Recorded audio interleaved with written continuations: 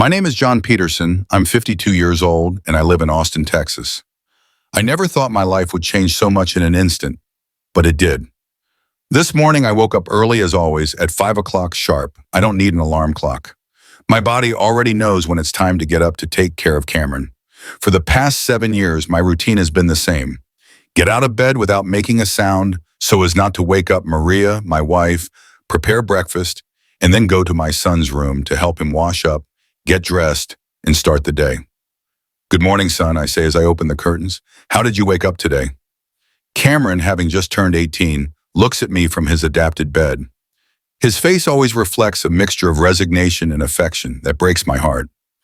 "Good, although my back hurts a little," he answers in a sleepy voice.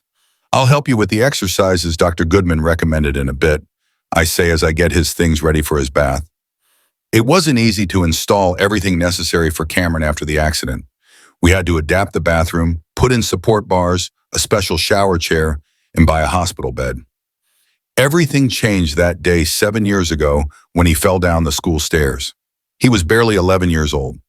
The doctors said the injury to his spine affected his mobility from the waist down. He wasn't completely paralyzed, but his legs lost almost all their strength and sensation. "Dad," he says as I help him sit up, "can we go to the park today, after therapy?" "Of course, son. If Dr. Ramirez gives us the green light after the checkup, we'll head straight there." As I help him with his morning bath, I remember the life I had to leave behind. My auto repair shop was my pride. "Peterson's Auto," said the sign I painted with my own hands. 20 years of hard work, loyal customers, and the satisfaction of fixing any engine that came in, no matter how damaged. But when Cameron had the accident, I didn't think twice. I sold the shop to my buddy Hector and dedicated myself completely to taking care of my son. "Dad, can you pass me the towel?" Cameron's voice pulls me from my thoughts. "Sorry, son. I was distracted," I say, handing him the towel. After dressing him, I take him in his wheelchair to the dining room. Maria is already awake, making coffee. Since I stopped working, she took on the financial burden of the house. She got a good position as an administrator at an export company, and thanks to that, we can pay for Cameron's therapies and medicines. "Good morning," she says without turning to look at us. "Breakfast is almost ready." "Good morning, Mom," Cameron replies enthusiastically. "Today, we're seeing Dr. Ramirez for the quarterly checkup." I notice Maria tense up slightly upon hearing this. It's barely perceptible, but after 23 years of marriage, I know every one of her gestures. "Is it today?" she asks while serving the coffee. "I thought it was next week." "No, it's today," I respond. "I wrote it on the kitchen calendar." Maria looks at the calendar and nods with a gesture I can't quite decipher. "I have an important meeting today, and I won't be able to go with you," she says, placing plates of scrambled eggs in front of us. "Don't worry, I'll handle it, I say. It's not the first time we've gone alone." Breakfast passes in a strange silence. Maria constantly checks her phone, something that annoys me, but I've learned to tolerate.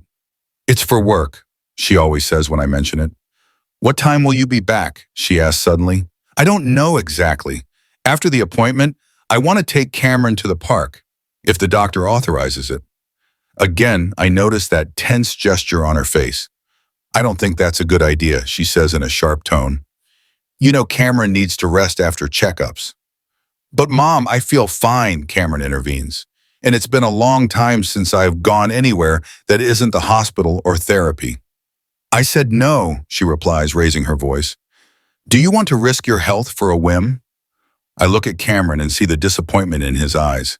It hurts me to see him like this. "Maria, there's no need to talk to him like that," I say in a low voice. "Dr. Goodman said last week that Cameron is progressing and that a little fresh air would do him good." "And since when do you know more than I do about what's best for our son?" she retorts bitingly. "Do you pay for his medicines or his therapies?" Those words hit me like a punch to the stomach. It's true that she is the one who financially supports the house now, but I dedicate every minute of my life to caring for Cameron. I swallow my pride, as I have so many times in recent years, because I don't want to argue in front of my son. "All right," I say finally, "we'll come straight home after the appointment." Maria smiles, satisfied, gets up, takes her purse, and approaches Cameron. She gives him a kiss on the forehead. "It's for your own good, my love," she says with a sweetness that contrasts with her previous attitude. I promise I'll take you wherever you want this weekend. Yes, Mom, Cameron replies, resigned. Before leaving, Maria hands me an envelope. Dr. Ramirez always asks for the printed lab results, she says. Don't lose them like last time. I didn't lose them, I reply. The nurse kept them. Maria makes a gesture of disinterest and leaves the house. I hear the engine of her car drive away. Dad, Cameron says when we're alone, why is Mom always so tense? It's work, son, I reply, though I'm not convinced myself. She's under a lot of pressure. I finish washing the dishes and get everything ready to leave. The hospital is a 20-minute drive away. I help Cameron into the car and put his wheelchair in the trunk. On the way, I try to cheer him up. If everything goes well with the doctor, we can go to the park this weekend. What do you think? Really, Dad? His eyes light up. And will Mom let us? I'll take care of convincing her, I assure him, although I'm not sure how I'll do it. When we arrive at the hospital, we are greeted by Dr. Sophia, Dr. Ramirez's assistant. She is a young woman in her early 30s with a kind smile that always reassures Cameron. Good morning, Mr. Peterson, Cameron, she greets us. Dr. Ramirez had an emergency and won't be able to see you today. Really? I respond, surprised. And will we have to make another appointment? No, don't worry, she says. Dr. Mendez, who recently joined the hospital, will see you. He specializes in spinal injuries like Cameron's. I don't feel very comfortable with the sudden change, but we have no choice. Dr. Sophia guides us to a different office than the one we usually visit. There, Dr. Mendez awaits us, a man in his 50s, serious-looking but with a kind gaze. A pleasure, Mr. Peterson, Cameron, he greets us, shaking our hands. I'm Dr. Eduardo Mendez. I'll be covering for Dr. Ramirez today. The pleasure is ours, doctor, I reply, although I'm still uneasy about the change. Well, let's see, he says, reviewing a file. Cameron Peterson, 18 years old, spinal injury from a fall 7 years ago, continuous treatment with Dr. Ramirez since then. That's right, I confirm. He's had slow but steady progress. Dr. Mendez nods and approaches Cameron. May I run some tests on you, Cameron? He asks in a professional but gentle tone. Yes, doctor, my son replies. For the next half hour, I watch as Dr. Mendez performs various tests on Cameron. Some are similar to the ones Dr. Ramirez regularly does, but others are completely new. I notice something strange in the doctor's expression as he examines my son, especially when he tests the sensitivity in his legs. Mr. Peterson, he says finally, did you bring the results of the latest tests and x-rays? Yes, doctor, I reply, handing him the envelope Maria gave me this morning. Dr. Mendez carefully reviews the documents. His expression becomes increasingly serious, even worried. He looks alternately at the papers and at Cameron. Then he looks at me. Mr. Peterson, would you mind if I spoke with your son alone for a moment? He asks in a professional tone. Is there a problem, doctor? I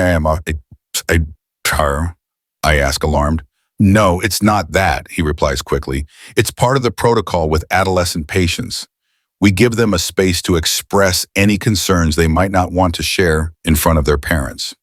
Although it seems strange, I agree and go out into the hallway. I wait for about 10 minutes, restless, wondering what the doctor is talking to my son about. When they finally call me back in, I notice Cameron has a confused, almost scared expression. Is everything okay, son? I ask. Yes, Dad, he replies, but his voice sounds uncertain. Dr. Mendez asked me to sit down. Mr. Peterson, he says gravely, I need to ask you some questions about Cameron's accident and his subsequent treatment. Of course, doctor, I reply, increasingly uneasy. According to the file, Cameron fell down the stairs at his school 7 years ago. Is that correct? Yes, doctor. I was at my shop when they called me. When I arrived, he had already been taken to the hospital. Dr. Ramirez was the one who treated him from the beginning. And did you see the original results of the x-rays and MRIs? Yes, well, Dr. Ramirez explained them to us. I don't understand much about those things, but I trusted his diagnosis. George Mendez nods slowly as if processing information. And your wife, was she also present during those explanations? Yes, we've always gone to the important appointments together, although lately she's been very busy with her work. The doctor reviews the documents I gave him again, then gets up, goes to an x-ray view box on the wall, and puts up a film. Mr. Peterson, have you ever noticed anything unusual in your son's behavior? Any movement that doesn't match the diagnosis? I don't understand your question, doctor, I reply, starting to feel truly alarmed. Dr. Mendez looks at me intently, as if hesitating about what he is about to say. Finally, he approaches me and lowers his voice. Mr. Peterson, I need you to stay calm about what I'm going to tell you. His words freeze my blood. There are serious inconsistencies in your son's medical file. What do you mean,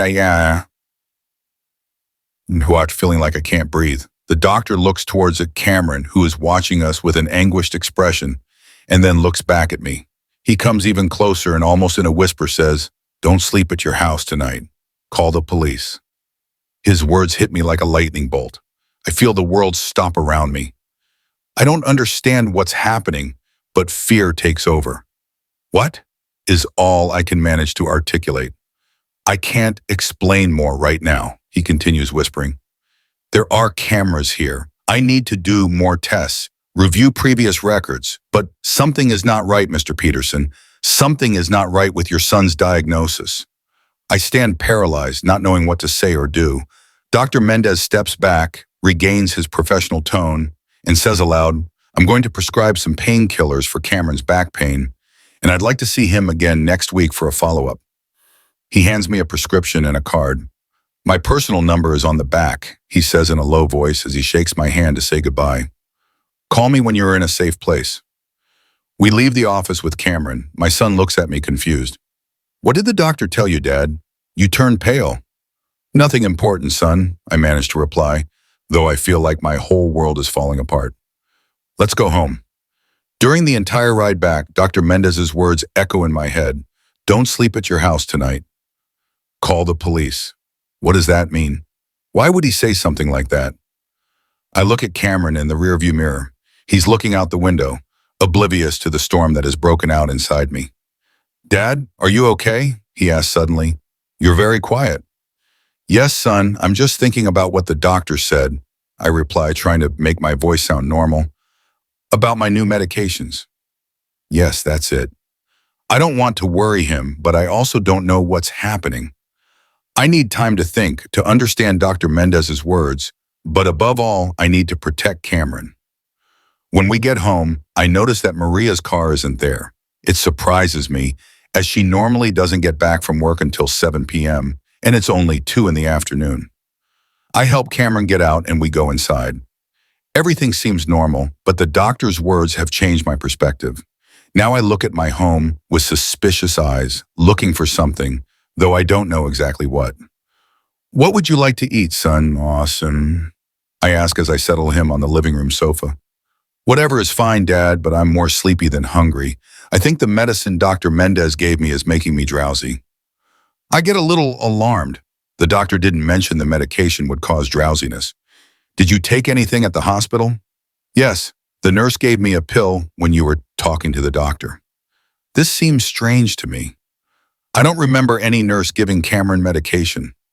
But before I can ask more, I hear a key turn in the front door lock. It's Maria. "You're home early," she says upon seeing us, with a tone I can't tell is surprise or annoyance. "Yes, there weren't many people at the hospital today," I reply, watching her carefully. "And how did it go?" she asks, leaving her purse on the table. "Fine," I reply without giving details.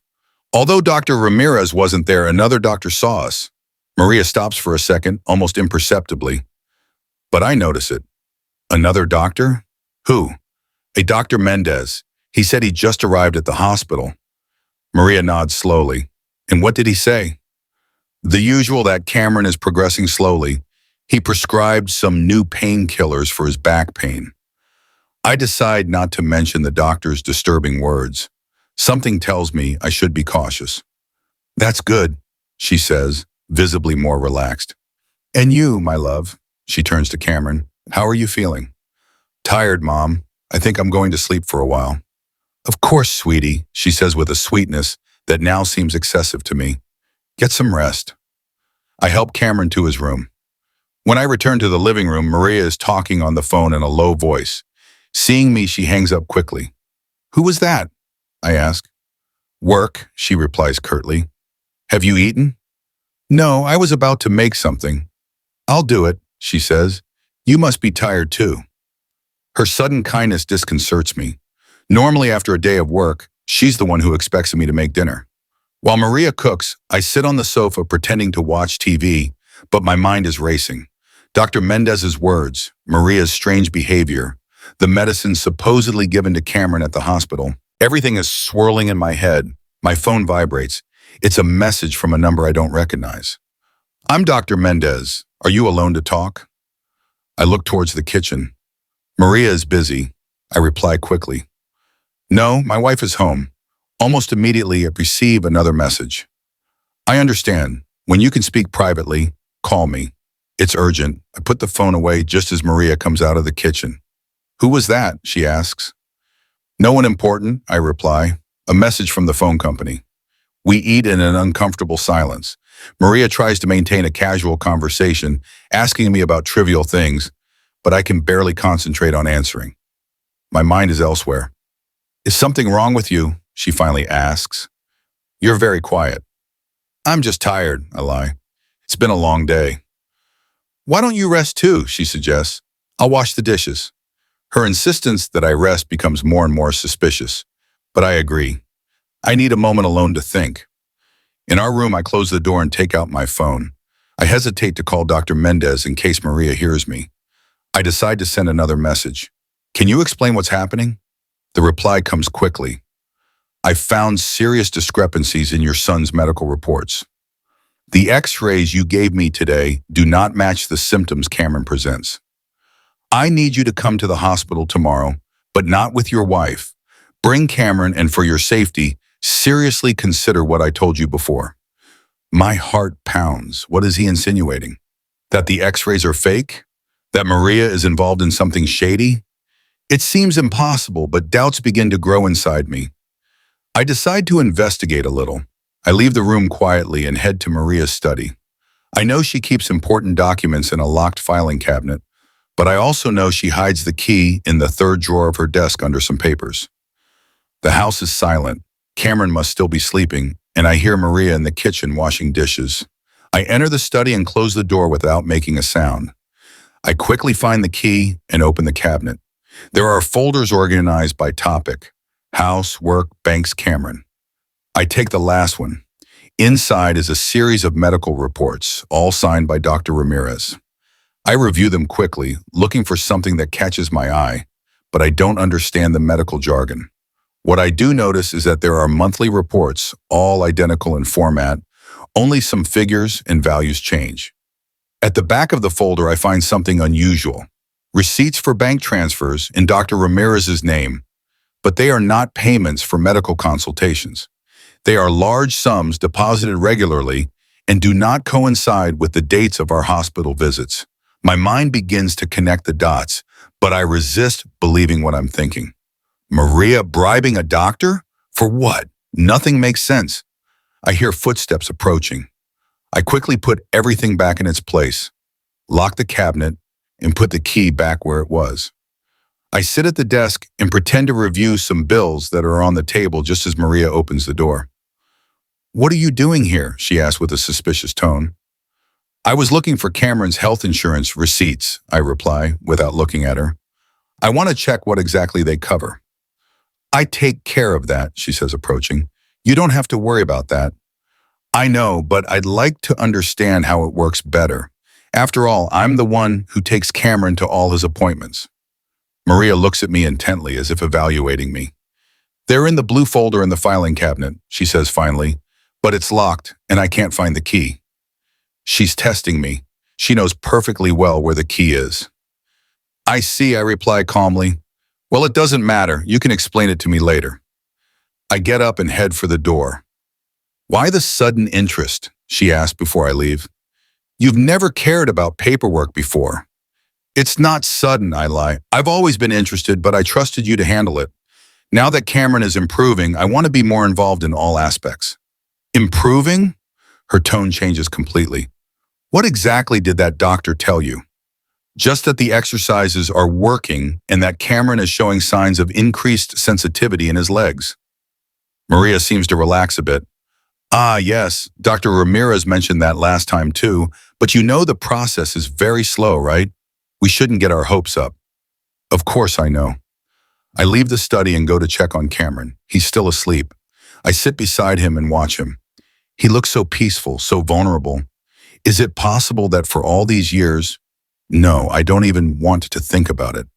But the seeds of doubt have already been sown. I decide I need to talk to Dr. Mendez as soon as possible.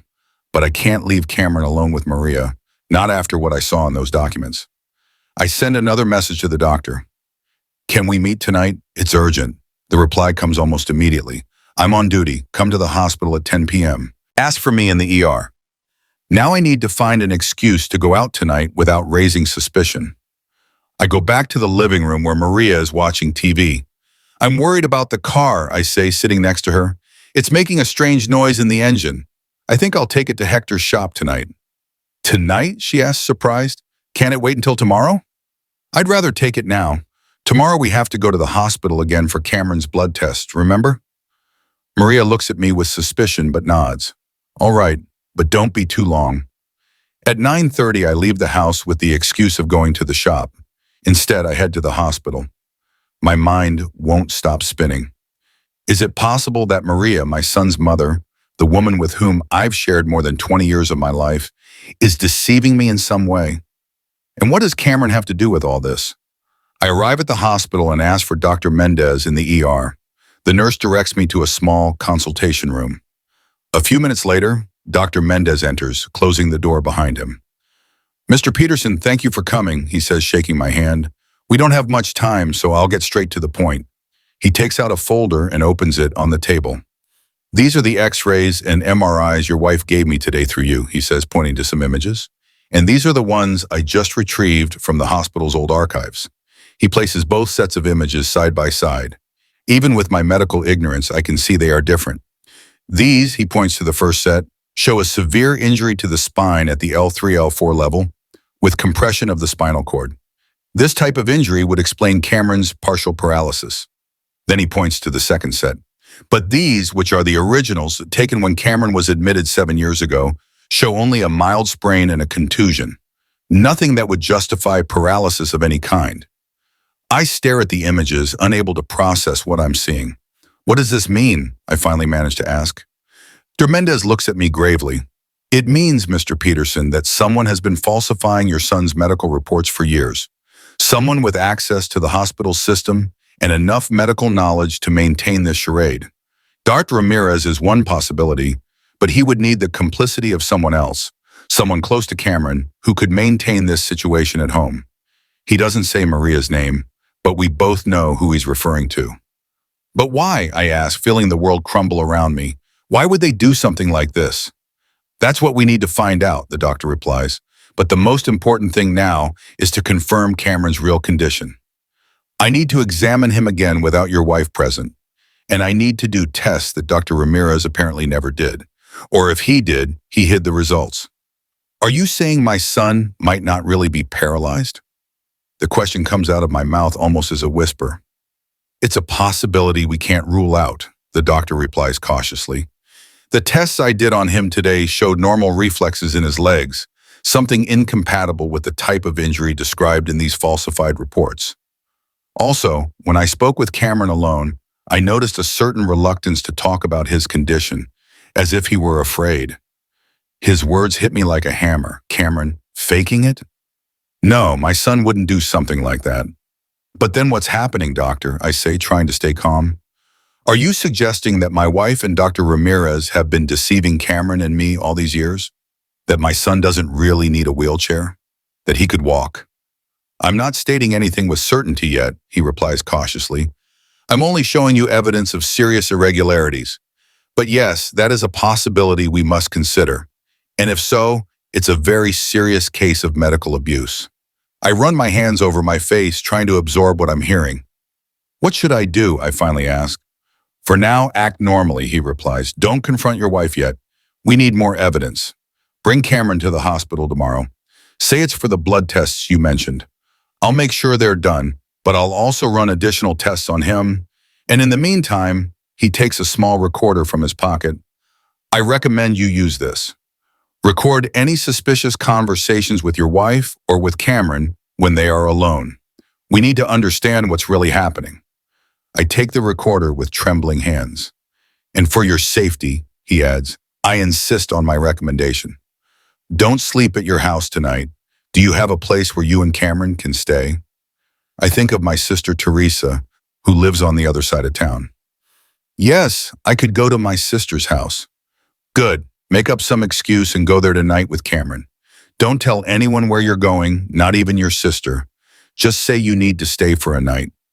Do you think we're in danger? I ask, feeling a chill. I don't know for sure, Mr. Peterson, he answers honestly. But if what I suspect is true, we're talking about people capable of keeping a child unnecessarily in a wheelchair for 7 years. I don't know how far they might go to keep their secret. His words freeze my blood. I nod, putting the recorder in my pocket. One more thing, says the doctor before I leave. Check your house. Look for anything unusual, any document, any evidence that could explain why someone would do something like this. I will, I promise. I leave the hospital with my mind in chaos. How is it possible that my life, which I thought was built on solid foundations, is crumbling this way? How could I not have realized something was wrong all these years? But as I drive back home, a spark of hope lights up in my heart. If all this is true, if Cameron isn't really paralyzed, it means he could get a normal life back. He could walk, run, play like any other young man his age. The possibility excites and terrifies me at the same time. What I can't understand is why. Why would Maria, his mother, do something like this? What could she possibly gain by keeping our son unnecessarily in a wheelchair? Nothing makes sense. When I get home, I see the lights in Maria's study are on. She's probably working, as she often does at night. I go in quietly and head straight to Cameron's room. He's awake, reading a book. Dad, where were you? He asks. Mom said you went to the shop. Yes, but I had to stop somewhere else first, I reply, sitting on the edge of his bed. Hey, son, would you like to spend the night at your Aunt Teresa's? His eyes light up. Really? I haven't seen Aunt Teresa in a long time. Can we go now? Yes, but we have to be quiet. Your mom is working and I don't want to bother her. I'll text her when we get there. I help Cameron get dressed and pack a small bag with what he needs for the night. As I do, I activate the recorder in my pocket. Cameron, I say in a low voice, can I ask you something? Sure, Dad. How did you feel today with Dr. Mendez? What did you think of him? Cameron looks away. Fine, he's nice. What did you talk about when I left the room? I notice he tenses up. Nothing important. He asked me about school, my friends, things like that. Just that? I insist gently. Cameron hesitates. He also asked if I had ever tried to stand up without help, and if I ever felt like I could move my legs more than the doctor said. My heart races. And what did you tell him? The truth, he says in a voice so low I can barely hear it. That sometimes when I'm alone, I feel like I could try. But Mom says I should never try because I could hurt my spine more. The revelation leaves me breathless. I try to keep my expression neutral, but inside I'm screaming. Everything Dr. Mendez suspected seems to be true. And have you ever told Dr. Ramirez? I ask, controlling my voice. Yes, once, he replies. But he told Mom and she got very sad. She said I was confusing wishes with reality, that my mind was tricking me, and that if I kept saying those things, you would be disappointed in me. I feel something break inside my chest. My own son has been suffering in silence, believing I would be disappointed in him for wanting to walk. Cameron, look at me, I say, taking his face in my hands. You would never, ever disappoint me for wanting to get better, for wanting to walk. On the contrary, you would make me the happiest man in the world. His eyes fill with tears. Really, Dad? Really, son, I reply, hugging him tightly. And I promise you, we are going to find out the truth together. Leaving the house without Maria discovering us is easier than I thought. She remains locked in her study, probably on the phone, because I can hear the murmur of her voice through the door. I help Cameron into the car and put the wheelchair in the trunk. Aren't we going to say goodbye to Mom? Cameron asks. She's very busy with work, I reply. I'll send her a message when we get to your aunt's. As I drive, my mind replays the day's events. It all seems like a nightmare, but the evidence is becoming clearer. In the back seat, Cameron seems unusually quiet. "What are you thinking about, son?" I ask, looking at him in the rearview mirror. "About what you told me before," he replies after a moment. "About how you wouldn't be disappointed if I could walk." His voice trembles slightly, and I feel a mix of pain and rage thinking about what they've made my son believe. "Cameron Aresti," I say firmly, "I want you to know something. I love you exactly as you are. If you could walk tomorrow, I would love you as the same. If you could never do it, I would still love you just the same. There is nothing, absolutely nothing you could do that would change that." I see him smile shyly in the mirror. "Thanks, Dad."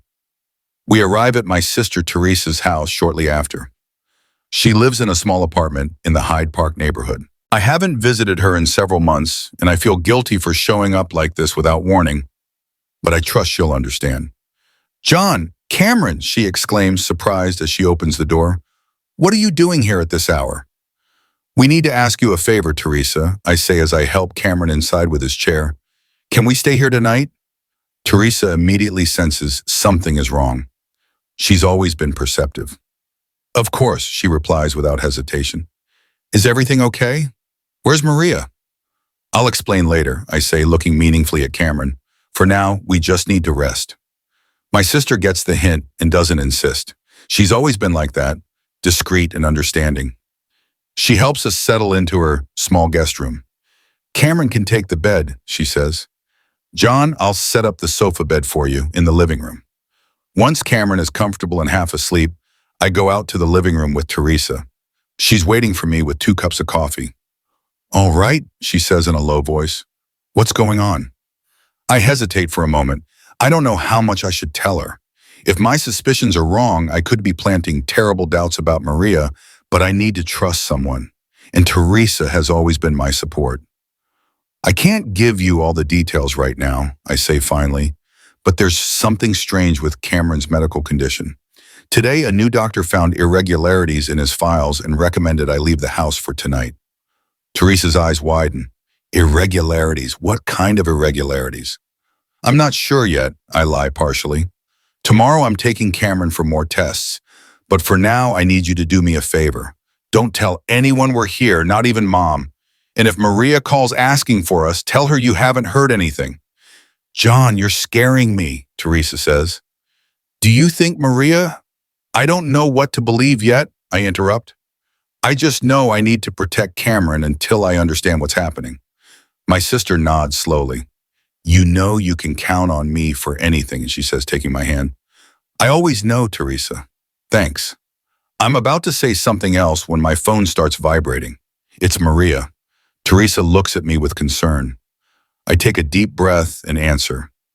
"Where are you?" Maria asks without greeting, her voice tense. "We went to Teresa's," I reply calmly. "Cameron wanted to see her, and since we have to go to the hospital early tomorrow, I thought it would be a good idea to stay here." "And you didn't think to tell me?"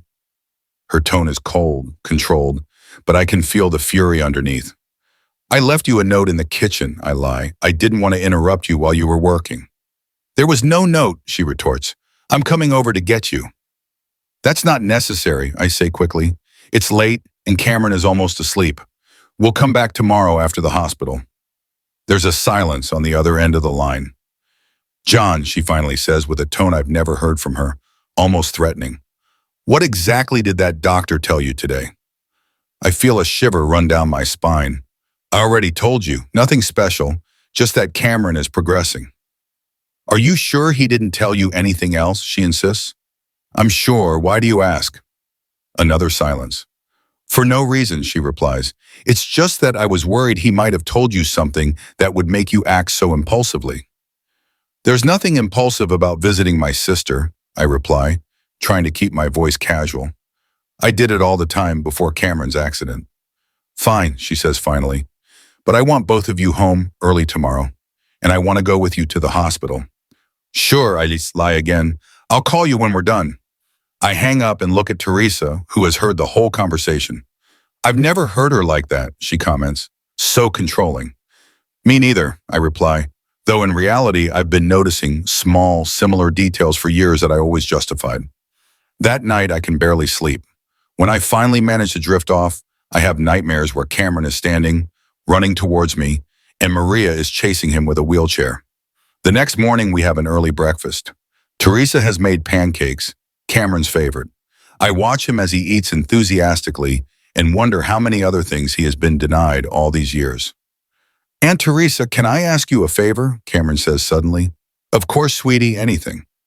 "Could you lend me some sweatpants? Mine are really old and I don't like them." Teresa looks at me confused. "Cameron, you know I don't have clothes your size," she replies kindly. "It doesn't matter if they're big on me," he says, then looks at me as if seeking approval. "I want to try something today." I immediately understand what my son is thinking and feel a mix of pride and fear. He's taking the initiative to test his limits, to challenge what they have made him believe for years. "Of course, son," I say. "I'm sure your aunt has something that will work." Teresa, not fully understanding but sensing it's important, goes to her room and comes back with a pair of sweatpants. "They're a little worn, but they're comfortable," she says, handing them to Cameron. "Thanks, Auntie," he replies with a smile I haven't seen in a long time. When it's time to go to the hospital, I help Cameron into the car, but before putting the wheelchair away, I pause. "Do you want to try going without it today?" I ask in a low voice. His eyes open with a mix of fear and hope. "Can I?" "We can try," I reply. "I'll help you. If you get tired or it hurts, we have the chair in the trunk." Cameron nods, taking a deep breath. "I want to try, Dad."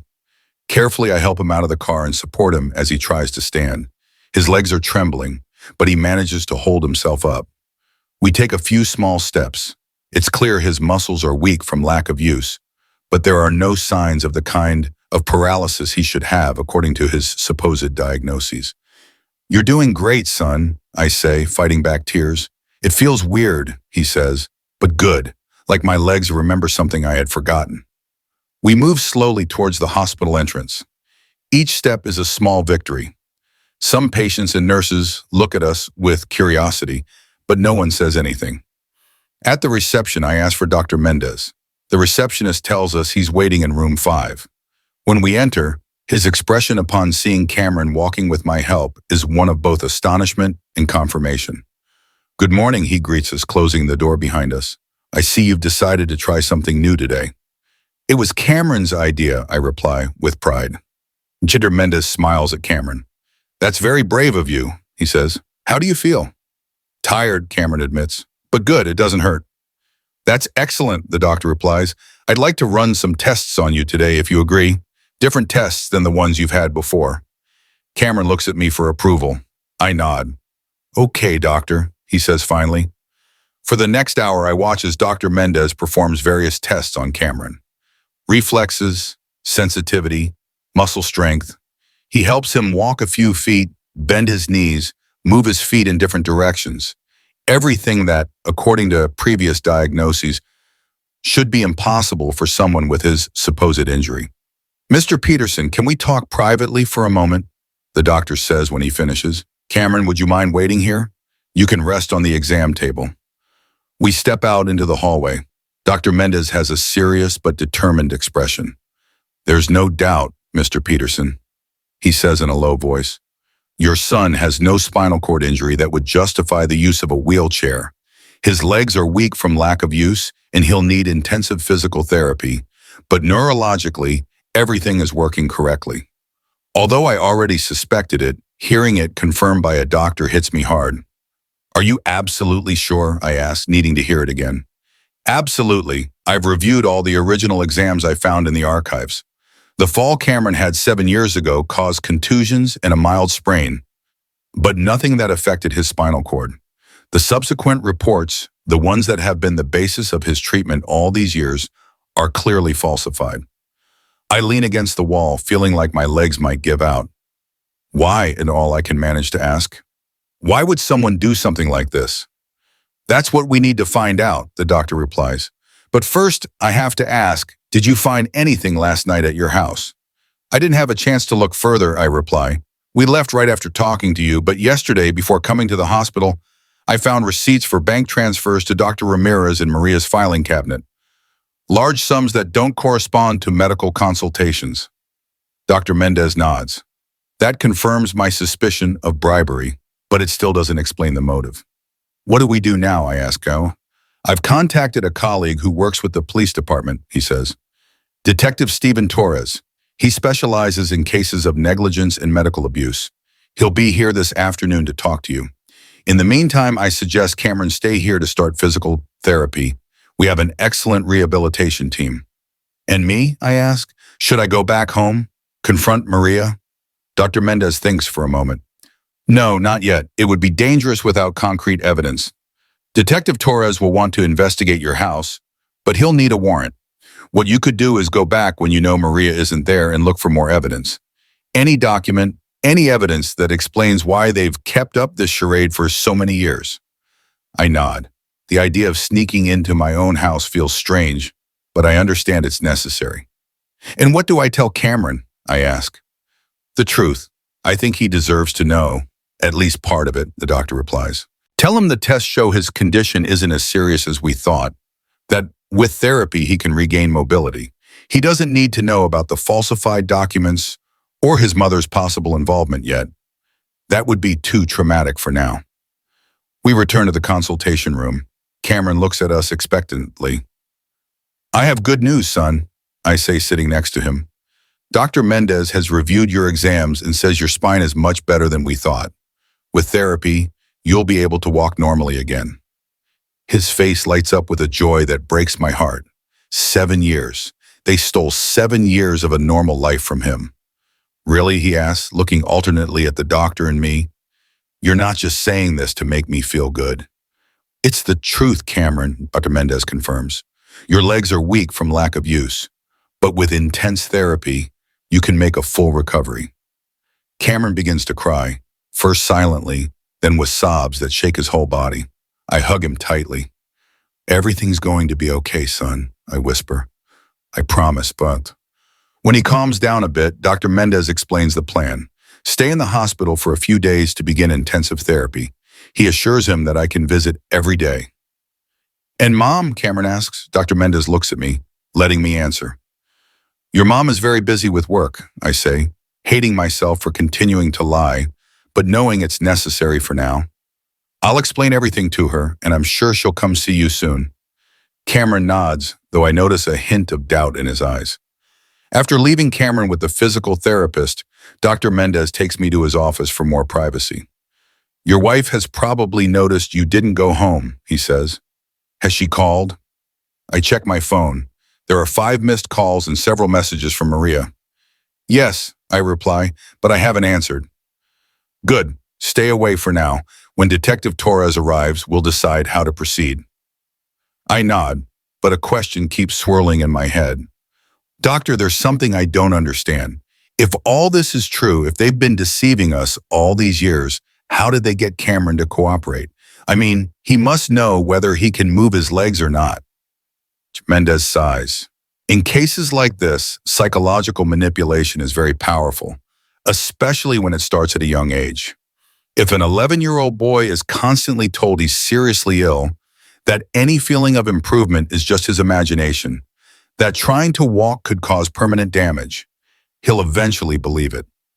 And if they also make him fear disappointing his father, as seems to be the case, he doesn't need to finish the sentence. I understand perfectly what he means, and I feel sick thinking about the psychological damage they've done to my son. Do you think he can recover? Not just physically, but mentally, the doctor completes. Yes, with the right support. Cameron is young and has already shown incredible strength. The simple fact that he wanted to try walking today shows that deep down he's always known the truth. His words give me some comfort. My phone rings again. It's Teresa. I have to take this, I tell the doctor. It's my sister. Go ahead. Teresa, I answer. John, Maria is here, my sister says, her voice tense and low, as if she's speaking where she can't be overheard. She's asking for you and Cameron. I told her you left early, and I didn't know where. She doesn't believe me. Are you alone? I ask. No, Teresa replies. There's a man with her. He says he's Dr. Ramirez, but I don't like the way he's looking at me. John, I'm scared. I feel the blood freeze in my veins. Listen to me carefully, Teresa, I say with all the calm I can muster.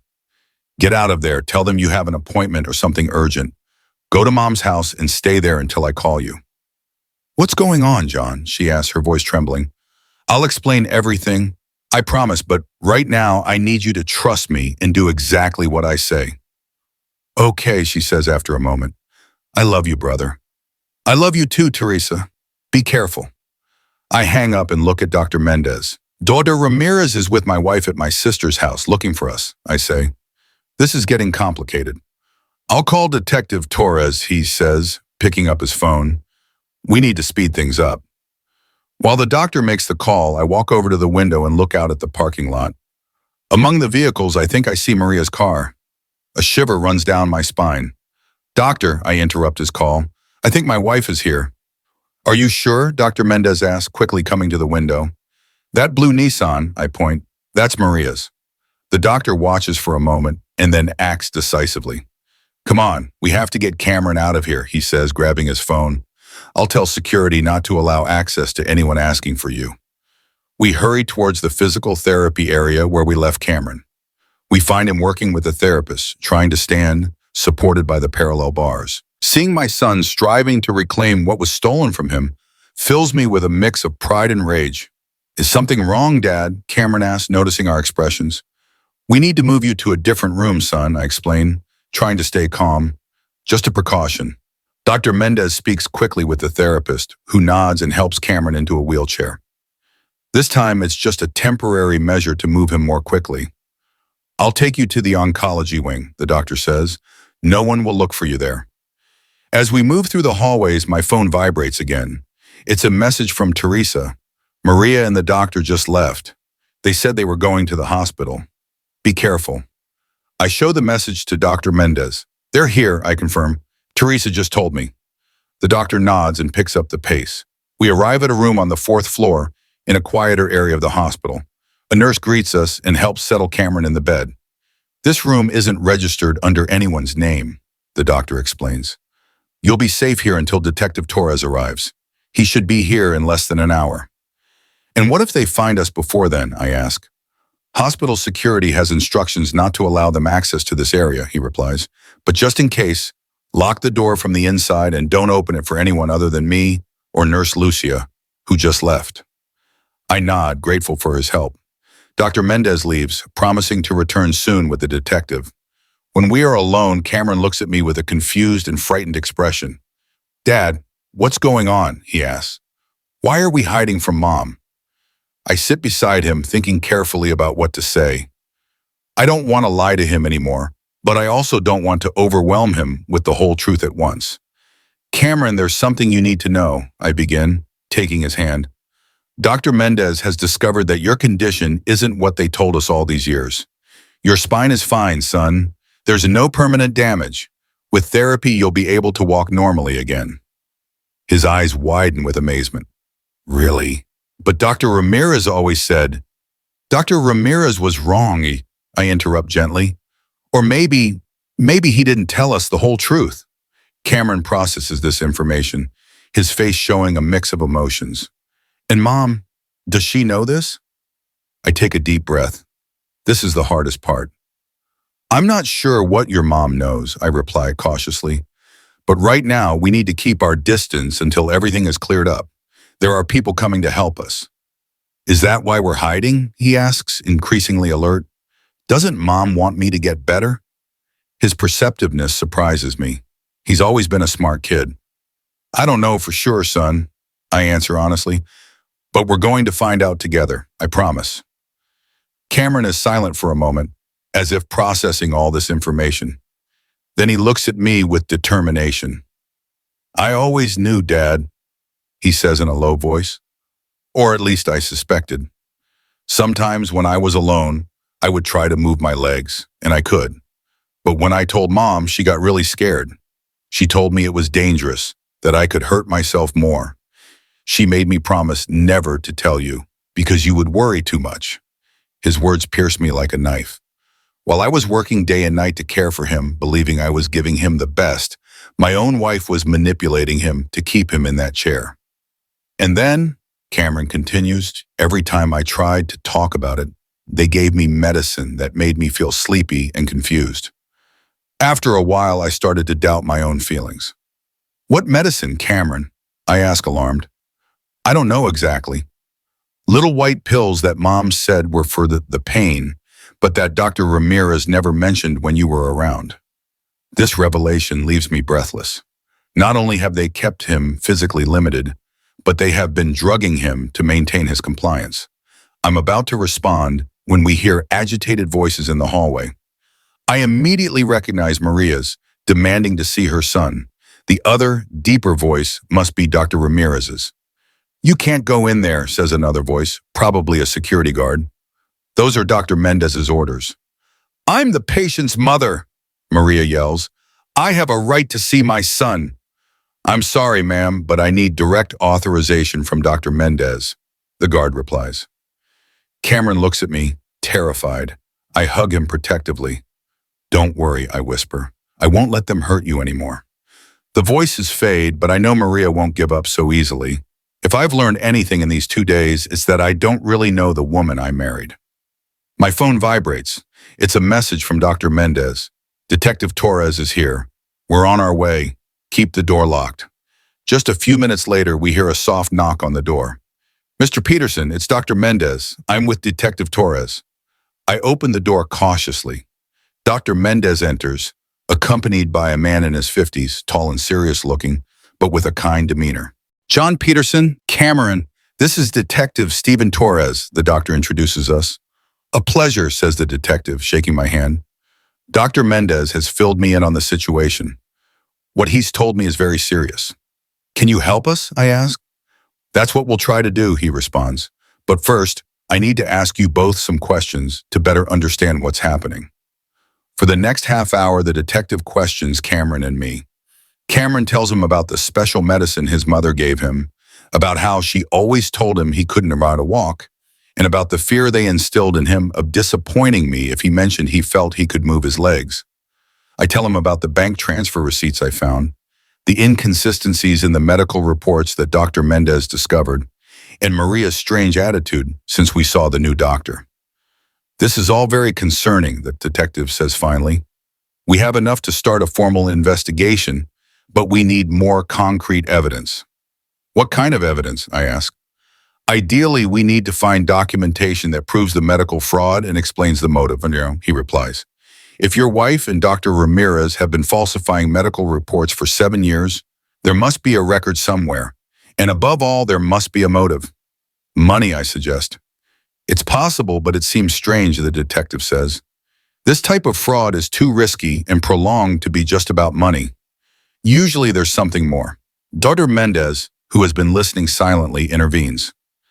Detective Torres, security guards inform me that Mrs. Peterson and Dr. Ramirez are still in the hospital, trying to access different areas. We should detain them. We don't have a court warrant yet, the detective replies. We can't arrest them without concrete proof, but we can keep them away from Cameron. He turns to me. Mr. Peterson, we need access to your house to search for evidence. Do you have a family member or friend your son can stay with in the meantime? I think of my sister Teresa, but after what happened, I don't want to put her at risk. Cameron can stay here at the hospital, Dr. Mendez suggests. He'll be safe and can continue with his physical therapy. That sounds good, the detective approves. And you, Mr. Peterson, would you be willing to accompany me to your house to search for evidence? Of course, I reply, without hesitation. I'll do whatever it takes. I go to Cameron and take his hands. Son, I need to go with the detective to sort this out. Will you be okay here with Dr. Mendez? Cameron nods, though I see fear in his eyes. Be careful, Dad, he says. Mom, she's not who we thought she was. I know, son, I reply, kissing his forehead. I'll be back soon, I promise. Dr. Mendez approaches us. Cameron will be safe here, he assures. We'll have security guards at the door, and only authorized personnel will be allowed in. As we prepare to leave, my phone rings. It's Maria. The detective gestures for me to answer and put it on speaker. Where are you, John? Maria asks without greeting, her voice tense. We're worried about Cameron. He's in good hands, I reply calmly. Dr. Mendez says he can make a full recovery with therapy. There's a silence on the other end. What exactly has that doctor told you? She finally asks, her voice now cautious. The truth, Maria, I reply, that Cameron has no permanent spinal injury, that he can walk, that the medical reports have been falsified for years. Another silence, longer this time. John, you don't know what you're saying. Her voice now sounds threatening. If you continue with this, there will be consequences for you and for Cameron. The detective signals for me to keep talking. What kind of consequences, Maria? More lies? More drugs to keep our son sedated? Or something worse? You don't understand anything, she replies coldly. You never have. Everything I've done has been for the good of this family. Keeping our son in a wheelchair for 7 years was for our good, I ask, unable to contain my indignation. How can you justify that? You have to listen to me, Maria insists. There are things you don't know, things you wouldn't understand. Come home and we can talk. The detective shakes his head, warning me not to agree. No, Maria, I don't trust you anymore. If you want to talk, it will be in the presence of the police. The police? Her voice breaks for the first time. You called the police? Yes, I confirm. Detective Torres is with me right now. There's a murmur on the other end of the line, as if Maria is talking to someone else. Then her voice returns, now completely different. It sounds almost resigned. I see, I suppose it was inevitable, she says. But before you jump to conclusions, you should know it wasn't my idea. It was all planned by your Uncle Ernest. This revelation stuns me. My Uncle Ernest is my father's older brother, a man I've barely seen in years. There was always tension between them, but I never knew exactly why. My Uncle Ernest? I asked, confused. What does he have to do with any of this? Everything, Maria replies. He organized everything from the beginning. He promised us a lot of money, John. Money we desperately needed after you left the shop to take care of Cameron. I don't understand, I say, feeling the world spin. Why would my uncle want to do this to Cameron? There's another silence, and then Maria's voice, now almost a whisper. For your father's inheritance. Cameron is the only grandchild, the only direct heir after you. If something happened to you and Cameron was declared incapable of managing his assets due to a disability, Ernest would be next in line. My mind reels, trying to process this information. My father, who passed away 10 years ago, had left property and a significant savings account. I inherited everything, but I never gave it much thought because I was focused on my shop and my family. Are you telling me that all of this, all these years of suffering for Cameron, was for money? I ask in disbelief. Not just money, John, Maria replies. Your Uncle Ernest always believed your father betrayed him in a family business. This was his revenge, to destroy what your father loved most, his son and his grandson. Detective Torres looks at me gravely. This confession is more than we expected to get over the phone. Mrs. Peterson, the detective intervenes, I recommend you turn yourself in voluntarily. What you've just confessed is very serious. We're talking about medical fraud, child abuse, conspiracy. I know, Maria interrupts, her voice now completely defeated. But I need you to understand it wasn't all my idea. They pressured me, manipulated me. A judge will decide that, the detective replies. Where can we find you? I'm in the hospital parking lot, she answers. Dr. Ramirez just left. He said he had to destroy some documents. What documents? The detective asks quickly. The originals of the medical reports, the payment receipts, everything. He keeps them in a safe in his private office. There are also copies at our house, in a secret compartment behind the closet in our bedroom. The detective looks at me, nodding. This information is crucial. We're coming for you now, Mrs. Peterson, he says. Don't try to run. I won't, she replies. I'm tired of running. I just want to see Cameron one more time, to ask for his forgiveness. A judge will decide that, the detective repeats and ends the call. We move quickly. Detective Torres calls his colleagues to detain Maria in the parking lot and sends another team to Dr. Ramirez's office. He and I head to my house to retrieve the evidence Maria mentioned. On the way, my mind is still reeling from everything that's been revealed. My Uncle Ernest, whom I've barely seen in years. Revenge against my father. Maria, manipulated, or a willing accomplice. It all feels like a nightmare I can't wake up from. Mr. Peterson, the detective says, interrupting my thoughts. I know this is extremely difficult for you, but you need to focus on the positive. Your son is okay, he can recover, and now you have the chance to rebuild your lives. I nod, grateful for his words. He's right. Despite all the horror, there's a light at the end of the tunnel. Cameron can walk, he can have a normal life, and I'll be by his side every step of the way. When we arrive at the house, the detective insists on entering first as a precaution. Once he confirms no one is there, he guides me to the bedroom I shared with Maria for over 20 years. Following her directions, we move the closet and discover a sliding panel, revealing a small compartment. Inside is a black folder with documents. The detective puts on gloves before opening it. It contains exactly what Maria described: copies of the falsified medical reports, bank transfer receipts, and something more. Photographs of Cameron, taken in secret, at times when he was trying to stand up when he thought no one was watching. Alongside these are notes detailing his progress, as if they were documenting that he indeed had no real paralysis. But the most shocking thing is a handwritten letter addressed to Maria and signed by my Uncle Ernest. In it, he details the entire plan, how they would take advantage of Cameron's minor accident to turn it into something much more serious, how they would manipulate the doctors, how they would keep me in the dark, all with the ultimate goal of destroying Raphael's son, just as Raphael destroyed me. The detective reads the letter with a grave expression and carefully places it in an evidence bag. This is more than enough, he says. With this and your wife's phone confession, we have a solid case.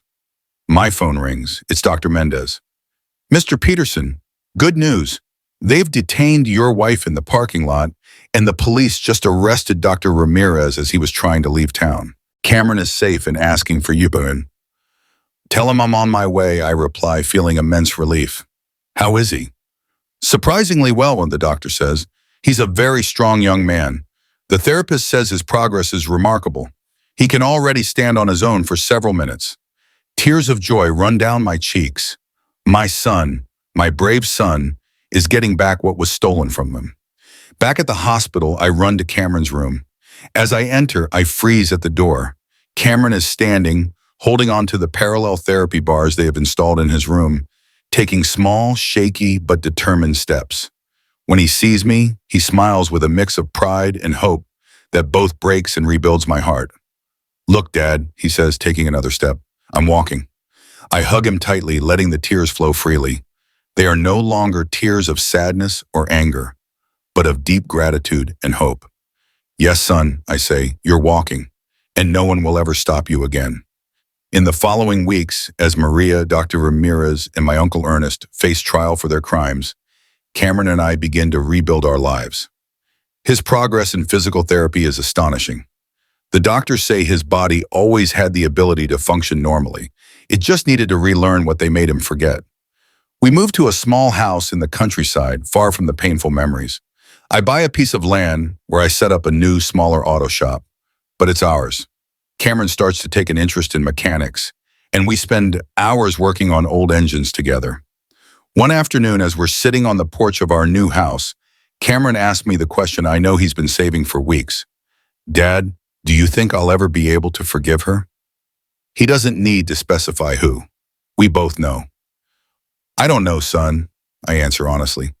Forgiveness is a personal thing, something only you can decide if you want to or can give. What I do know is that we can't live trapped in the past, in the pain they caused us. That would be letting them continue to control us, even now. Cameron nods thoughtfully. Sometimes I think about her, about how she was before all this, the stories she read to me when I was little, the way she hugged me when I was scared. Those memories are yours, Cameron, I tell him, and no one can take them from you. And they aren't any less real because she later did terrible things. Have you forgiven her? He asks, looking me in the eyes. I think for a moment before answering. I'm learning not to let hate and resentment consume my life, I say finally. I don't know if that's forgiveness, but it's the best I can do for now. Cameron smiles and looks back at the horizon where the sun is beginning to set. You know, Dad, I think I will be able to forgive her someday. Not for her, but for me. Because I want to be free. Completely free. I look at him with pride and amazement. My son, despite everything he has suffered, or perhaps because of it, has developed a wisdom far beyond his years. You are the bravest and wisest young man I know, Cameron, I say, placing my hand on his shoulder. He leans against me, and together we watch the sun disappear below the horizon, giving way to a night full of stars. A new night, in a new life, finally free from the chains they placed on us for so long. In that moment, as I hold my son who can now stand on his own, I understand that true suffering is not in the hardships we face, but in allowing those hardships to define who we are and what we become. Cameron and I chose to be free. We chose to live. If this story impacted you, give it a like and subscribe so you don't miss our next real-life stories. What would you do in John's place? Let us know in the comments. And remember to subscribe to Whispers of Experience.